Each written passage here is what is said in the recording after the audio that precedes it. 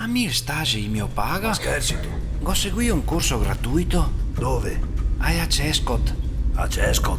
Sì, i corsi dei confesercenti. Come no? Dico fatti anche a me. Avevo già sentito. E te lì si paga a te spese. Sì, a benzina, a qualcosa da mangiare e spese vive, insomma. Anche a me qui che mi ha fatto il corso mi dà qualcosa. Cosa credo essere figo solo che ti? E cosa te dai? Un sconto. Sono curiosa, un sconto per cosa? Qualche babaro. No, a me mi dà 3 euro l'ora. E il progetto si chiama Garanzia Giovani, sede a Regione A Veneto. proposito, cosa dai sconti qualche babaro che ti dicevo? Ah sì, grazie. Dopo ti dago. Buongiorno, sol paronde stasi. Buongiorno. Buongiorno.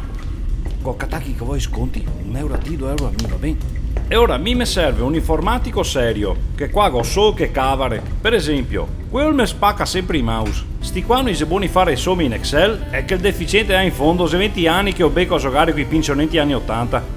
Di qua cosa che sei? Cosa cagare sto computer? E il cencio da.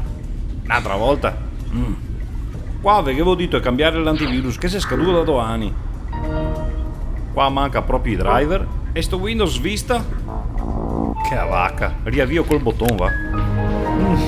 Che sei altre rogne? Go cambia RAM al tuo PC ma non parti stesso. Ah sì? Sicura?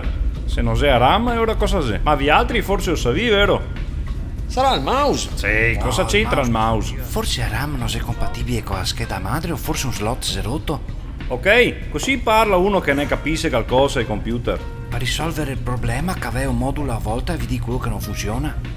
Areo, ago catasal me homo. Mi ero arrivato anche Grazie capo. Piacere, mi e ti andaremo d'accordo. Era difficile. Mi raccomando, segui bene il stage qua un posto teoccati. Ah, a proposito, ti serve per caso di buoni sconto qualche babaro? No. Ancora? Ciao brombe, moglie a qualche gioco, guarda che te vedo. Mai detto?